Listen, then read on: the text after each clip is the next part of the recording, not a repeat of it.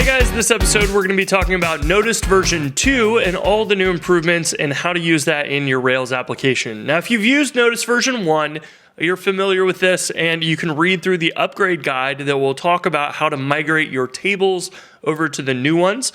Noticed now comes with two models that it has by default, the events and the notifications tables. So when you send a notification out to say 1,000 users about a new comment, it's going to create an event with all the data for that on what happened, which comment was it, and then it's going to create 10,000 records for the recipients of that notification. So the events are going to store the information about it, and then the notifications will keep track of the recipients and whether or not they've seen or read that notification. So go through the upgrade guide. It will explain how to migrate stuff over. We're going to talk about building a notifications implementation from scratch using Noticed version 2. So let's dig in. We're going to create something to create notifications about. So I'm going to make a scaffold for comments.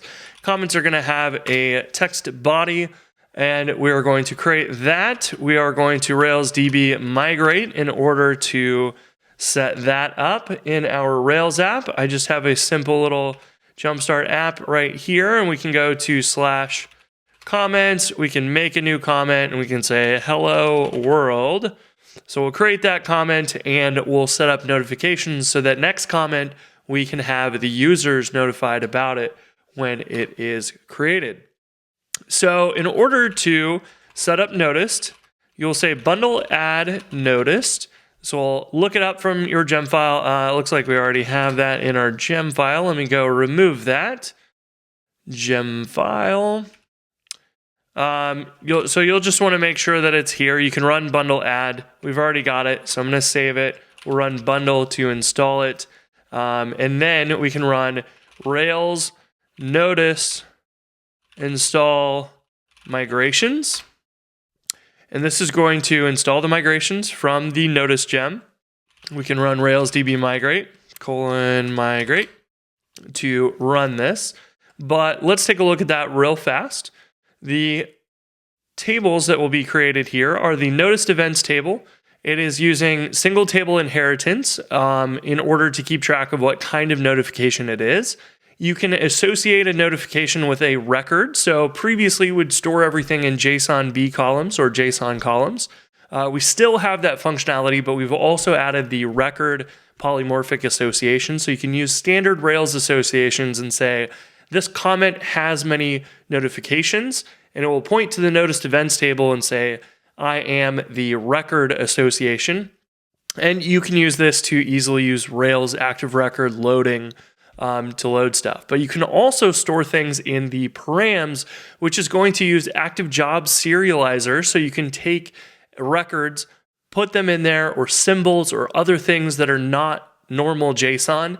And Rails will actually convert that to JSON. And then when it pulls it out of the JSON, it will actually restore it as a Ruby hash, looking up your comments or users or whatever other things that you want to put in here. That was kind of the cool thing that we built in version 1, but we've added this association to the record so that you don't have to use the serialization for everything. You can actually use regular associations for a specific record that a notification is related to. So then we have our notifications table. And this is what stores the actual notification to a user or a recipient. So these are also single table inheritance, which allows us to keep track of which notification and add some cool extra functionality to these to make it easier to render them out. But this is going to always associate to an event, and the recipient could be a user, could be an account, could be an admin, any kind of model that you want. And it will also keep track of whether or not the user has seen it or read it. And that is it. That is all the models that we have for Notice. So you're going to run your migrations, and then we can run Rails generate Noticed notifier, and we can say, let's make a comment notifier. This is going to then generate a file called app notifiers comment notifier. So if we take a look at this, under app notifiers, comment notifier, we have a bunch of information about how we can use this and set it up. So here, let's bump this up a little bit and take a look. Basically, your notifiers are the way to interact with sending notifications. So this is what defines how the notifications are sent out. So some examples here are we could send an email, like a new comment, for example. You can also add, for each of these delivery methods, they may have required options or some specific options. So in this case, we could say params and pass in some information about, which recipient is it that it is going to need in the params and so on. We can also send out notifications in bulk. So if you are using an API or a service where, for example, we might want to get a Slack notification of every comment that is posted, but we don't need to send this for every single recipient because we might be all in the same Slack channel. We can send a bulk delivery by Slack, and this is going to send it once whenever the notification run or the notifier runs. So this is going to then give us the ability to say, here is the entire event with all the recipients, and they're covered by this API request. You might use an email service that instead of going through Action Mailer and doing them one by one, you might use a bulk deliver and say, here's all the recipients, their email addresses, their names, and we want to notify all of them with one API request, or 5 or 10 if they only support like 1,000 users at a time. So you have flexibility on how to do this. You can also go through and tell these config.if, and you can say, well, let's take the recipient and say, if the recipient like email notifications, we can ask the recipient, do you want email notifications or do you want SMS notifications? Then we can check that dynamically, and this will either queue up the job or it won't if that email preference is turned off for that user. So we'll check that and we can decide whether or not to do that. You also have unless. You can also set up any of these because they are jobs to run at different intervals. So for example, you might want to notify a user of a new comment immediately through Action Cable and broadcast that. But if they don't read that after 2 minutes, you might want to send a push notification. And if they don't read the push notification after 5 minutes, you might want to send them an email. So you can use notifiers to kind of organize those deliveries however you need in your application according to your logic.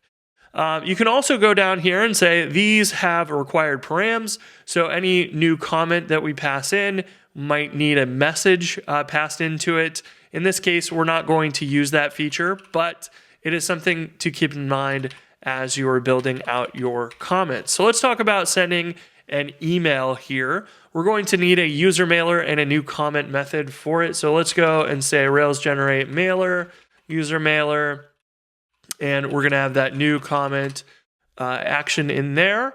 So this will generate that for us and give us the user mailer.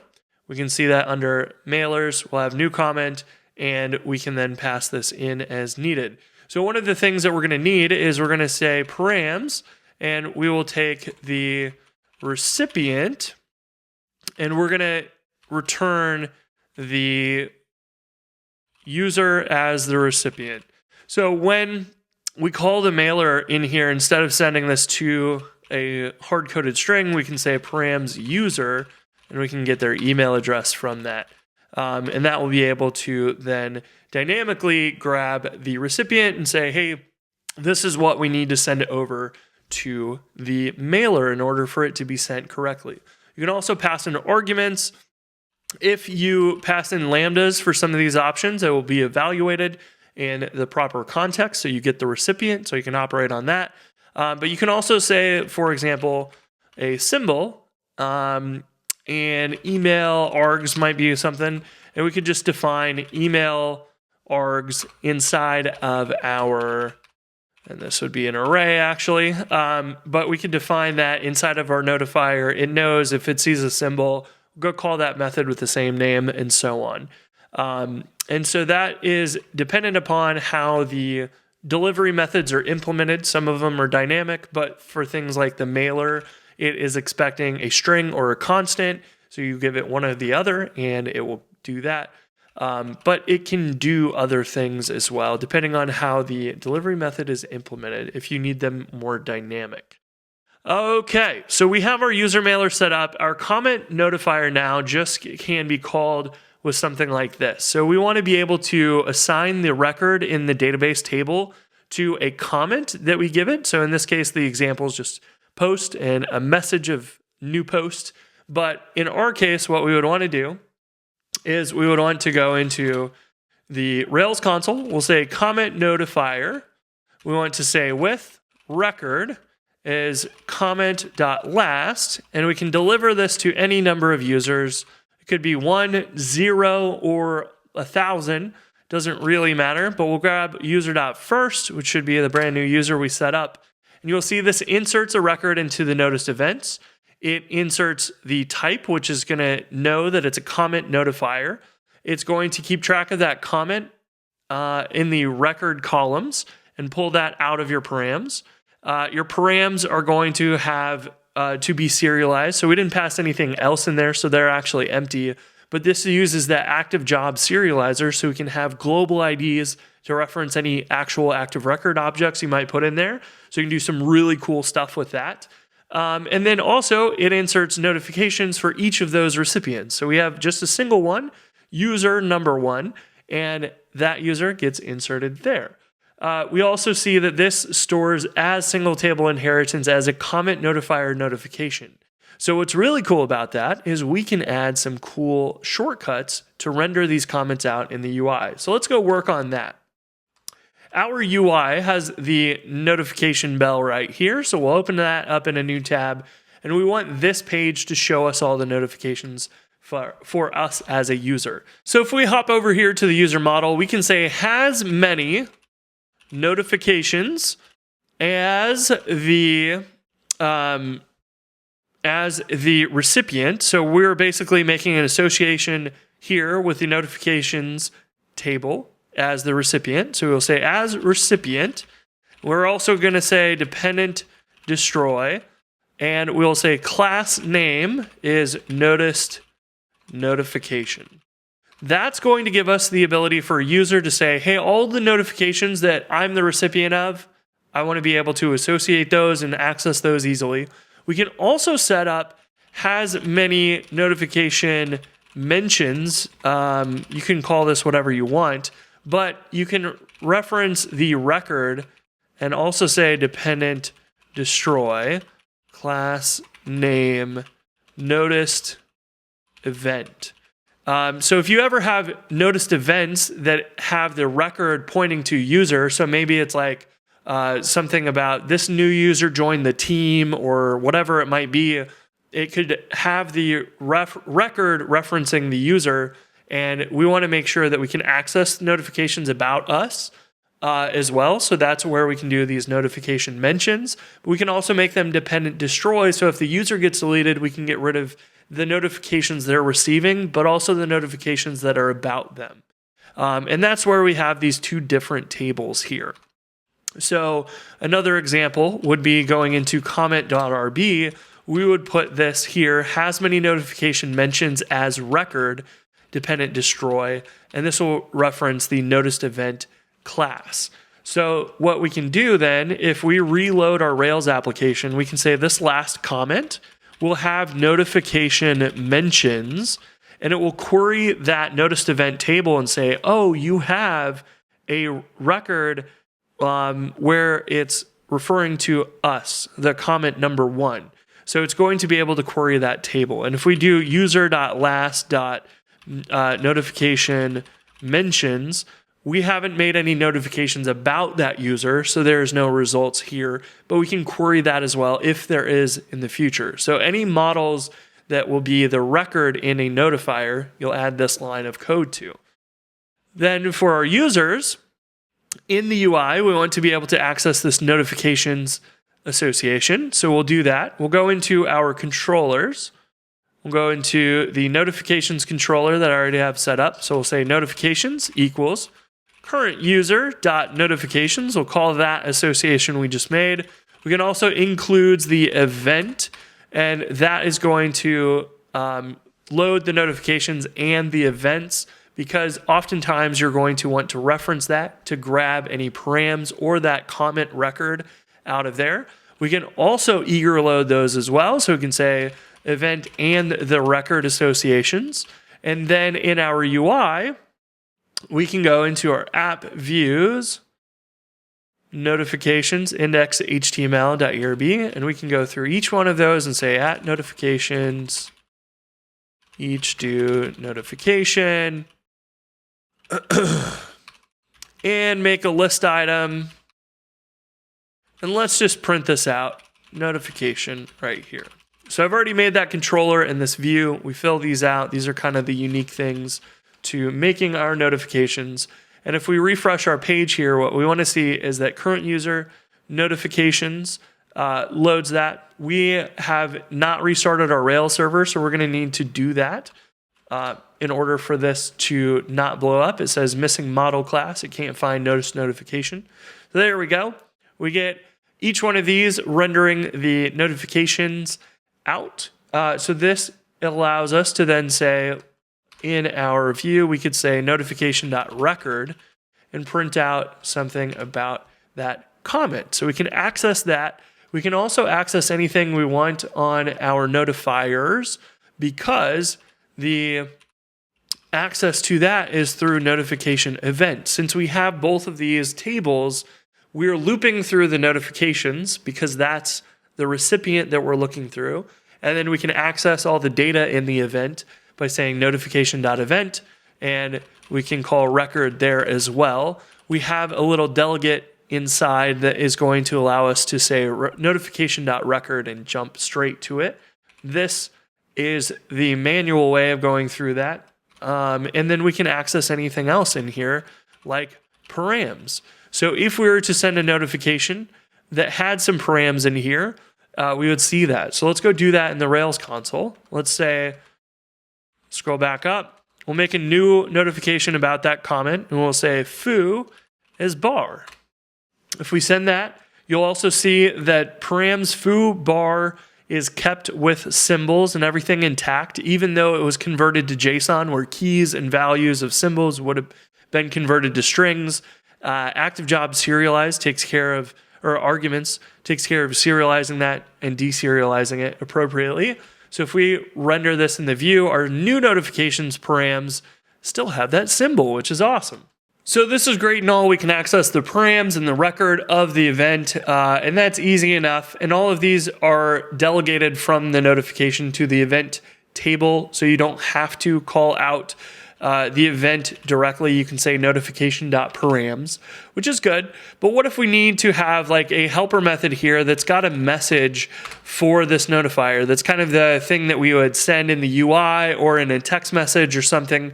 What if it was like, this is my foo, and we wanted to access params foo to get the value and print it out, which should say, this is my foo : bar. How do we do that? Do we just say notification.message? No. If you do that, you're going to get undefined message on the comment notifier notification.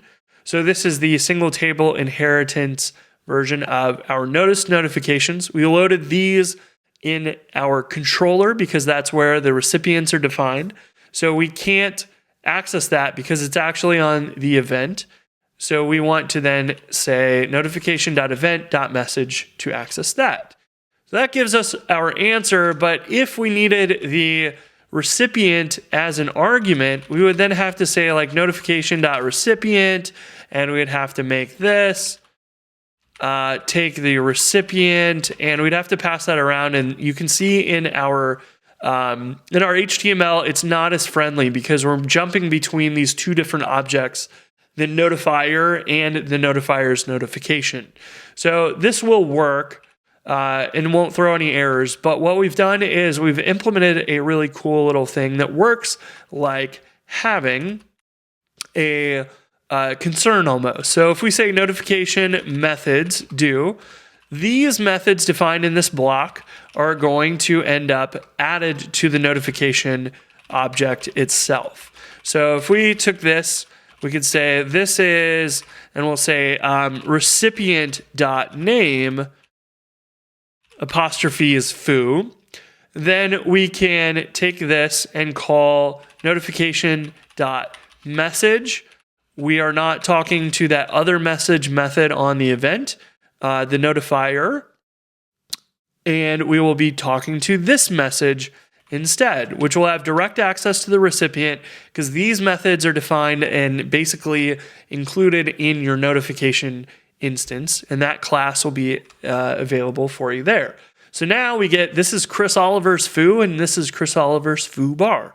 So that is how you can set up your notifiers with helper methods. You can add the helper methods also to the notifications themselves. And then your controllers just need that quick little query of the notifications association and including the events and the records if you would like to also preload them. Generally, you will be referencing a record's name or something like that to display it in a notification. So it's pretty handy to do that. And all of that comes down to defining your model associations with these two very standard polymorphic associations. One to the notice notifications class and one to the events class. These will then look at the table records. Because they're STI, it will instantiate the notifiers automatically for you and their sub-notification objects for the recipient that's itself. So that is Noticed version 2. We've used all this single table inheritance to really simplify and clean up and organize this. When you send a notification and deliver it to 10,000 users, it will actually go through and insert all using the insert all feature so that you can have a very quick creation of that in a single transaction and operation to save them in the database. Then it will queue up a job to queue up these individual delivery methods. And if you put a config.wait and you say this one should wait 5 minutes after the comment notifier is delivered, it will go ahead and do that. It will wait 5 minutes and then run the job for this recipient to send them an email. And then at the time of running that, it will also check and see, hey, are there email preferences on or not? And it can evaluate that right when it runs. So you have time to say, oh, have they already read this? We don't need to send them an email then. So we'll just skip it. Things like that. So Notice version 2 improves just about everything from version 1. It was a total rewrite because I learned a lot of stuff, had a bunch of better ideas, and cleaned things up and solved problems with it. I'm very happy with how this turned out, and I think you will be too. So if you need to send notifications in your Rails applications, check out Notice, and we'll be digging into more of that single table inheritance stuff behind the scenes so I can show you how all this stuff works, like the notification methods block right here, which is pretty cool. So that is it for this episode. I hope you enjoyed it. Take a look at Notice. Let us know if you have ideas, comments, things to improve, or bugs, and we will happily get those sorted and set up for you. So that is it. Talk to you in the next lesson. Peace.